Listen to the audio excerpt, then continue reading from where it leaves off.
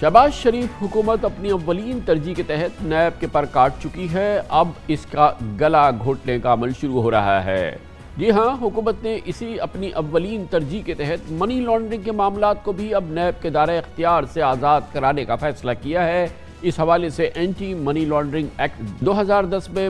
मुजव्वज़ा तरमीम का बिल अब तैयार हो गया है, कानून बदला जा रहा है। मुजव्वज़ा तरमीम के मुताबिक अब मनी लॉन्ड्रिंग के केसेस नैब की गिरफ्त से बाहर होंगे, यानी मुल्क से गैर कानूनी तरीके से रकूम बाहर भेजने से नैब का कोई लेना देना नहीं होगा। ये वही मामला है जिसकी वजह से पाकिस्तान को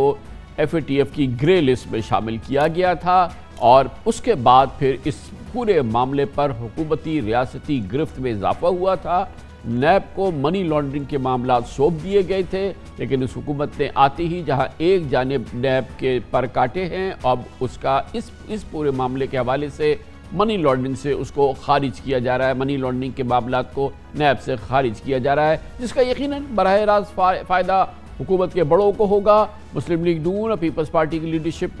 का नए कानून से मुस्तफ़ीज़ होने का बराह रास्त इम्कान है। अरबों खरबों रुपए के जाली bank accounts, money laundering cases, गैर कानूनी TT के केसेस तकरीबन मफलूज हो जाएंगे और इस वक्त वज़ीर आज़म शहबाज शरीफ, उनकी अहलिया, दोनों बेटों हमजा शहबाज, सुलेमान शहबाज, दोनों बेटों और दोनों दामादों समेत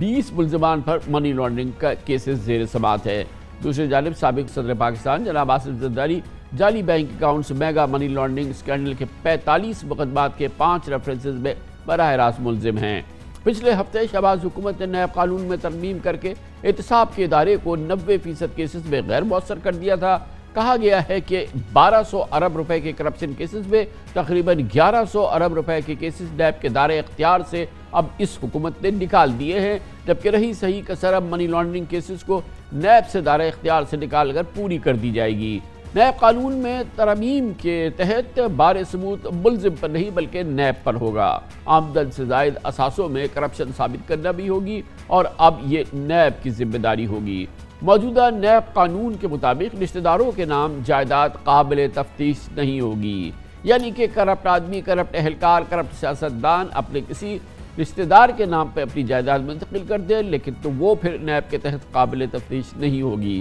नैब कानून में तरमीम के बाद अब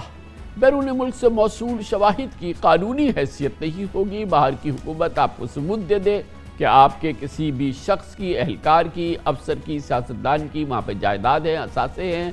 वो शहादत जो है वो काबिल कबूल नहीं होगी, उल्टी गंगा बहेगी। इस पर बात करेंगे और इसके लिए हमें ज्वाइन कर रहे हैं जनाब आमिर सईद अब्बासी, हमारे नुमाइंदे खुसूसी हैं, इस्लामाबाद में हमारे साथ मौजूद हैं। बहुत बहुत शुक्रिया जी। अब्बासी साहब, बताइएगा कि ये नया मामला क्या है और ये इसकी सबसे अहम बात ये बताइए,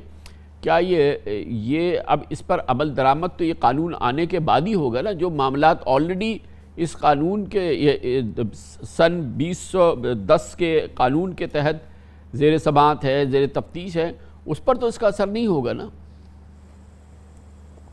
बिल्कुल कामरान साहब, नैब के जो रही सही कसर थी उसकी पावर्स की और इख्तियारात की, जिसमें वो मनी लॉन्ड्रिंग के मुकदमात को भी न सिर्फ इन्वेस्टिगेट कर सकते थे, तफ्तीश कर सकते थे, अदालत में प्रोसिक्यूट भी कर सकते थे, अदालत में उसका केस भी दायर करके मुल्ज़िम को सज़ा दिलवा सकते थे। अब वो इख्तियार भी ख़त्म करने का फ़ैसला कर लिया गया है और वज़ारत कानून ने बाकायदा तौर पर इसका बिल तैयार कर लिया है। लेकिन इस बिल में ये तजवीज़ भी दी गई है कि इसका जो इतलाक़ है वो 2010 से होगा, लिहाजा इसका रेट्रोस्पेक्टिव इफेक्ट होगा कि इससे पहले भी जितने मुकदमात अगर दायर किए गए हैं नैब ने, क्योंकि नैब ने सैकड़ों मुकदमात दायर किए हैं, फेक बैंक अकाउंट्स के हों, मनी लॉन्ड्रिंग के हों, तमाम जो अहम शख्सियात हैं उनके खिलाफ जितने भी केसेस हैं, LNG का केस हो, दीगर केसेस हों करप्शन के, उन तमाम में नैब ने बाज़ाब्ता तौर पर एंटी मनी लॉन्ड्रिंग एक्ट, जो आमला जिसको कहा जाता है, उसकी बाकायदा दफात शामिल की हैं, क्योंकि ये तमाम जो केसेस हैं ये मनी लॉन्ड्रिंग के भी ज़ुमरे में आते हैं, क्योंकि इन तमाम केसेस में रकूम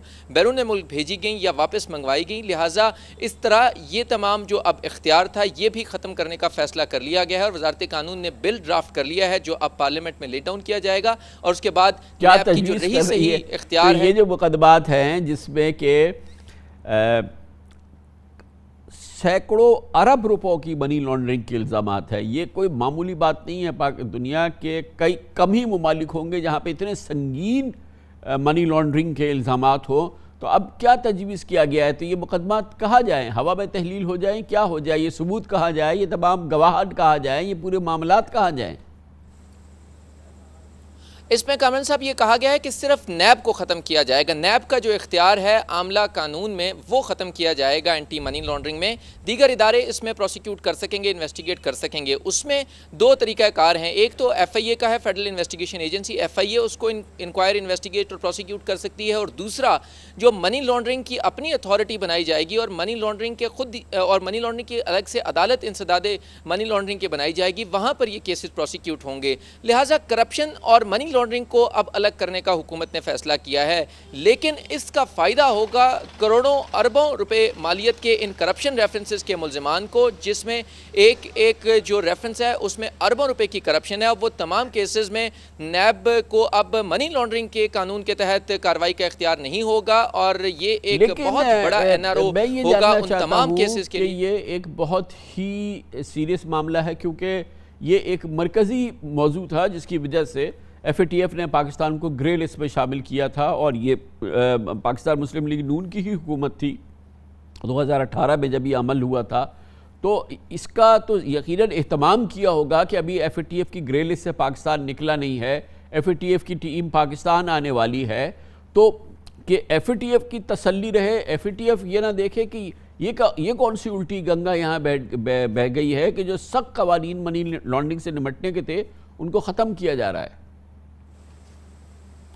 کامران صاحب ایک ہی لاجک دی جاتی ہے، اور اس وقت جو حکومت کے اہم شخصیات ہیں ان سے ہماری بات ہوئی، وہ یہ کہتے ہیں کہ تمام سیاسی مقدمات ہیں، اور وہ اس ایک جملے میں ان تمام جو اربوں روپے کی کرپشن کے کیسز ہیں ان کو ختم کرنے کا وہ منصوبہ بنا رہے ہیں، اور وہ یہ کہتے ہیں کہ تمام سیاسی مقدمات تھے، سیاسی نوعیت کی وجہ سے ہمارے خلاف یہ مقدمات قائم کیے گئے۔ لیکن دوسری طرف اس میں اربوں روپے کی کرپشن کے ساتھ ساتھ کامران صاحب اس میں بڑی ریکوریز بھی کی گئی ہیں، فیک بینک اکاؤنٹس کے کیسز ہیں جس میں 34 ارب روپے 200 ارب روپے مالیت کا یہ بڑا سکینڈل تھا، جس میں مجموعی طور پر 45 کیسز سامنے آئے تھے، اور ان 45 میں اربوں روپے کی کرپشن ہوئی تھی، مجموعی طور پر 200 ارب روپے کے یہ ریفرنسز تھے اور کیسز تھے، اس میں 34 ارب روپے کی ریکوری ہوئی۔ دیگر کیسز ہیں جس میں شہباز شریف کے خلاف کیسز ہیں، اس کے علاوہ حمزہ شہباز کے خلاف ہیں، اس کے علاوہ ایل این جی کا کیس ہے، ان تمام میں بھی منی لانڈرنگ کی دفعات کو شامل کیا گیا تھا، اور منی لانڈرنگ ایک ایسا، اور اینٹی منی لانڈرنگ کا جو قانون تھا اس کی وجہ سے بہت سے کیسز میں ریکوریز بھی ہوئی ہیں۔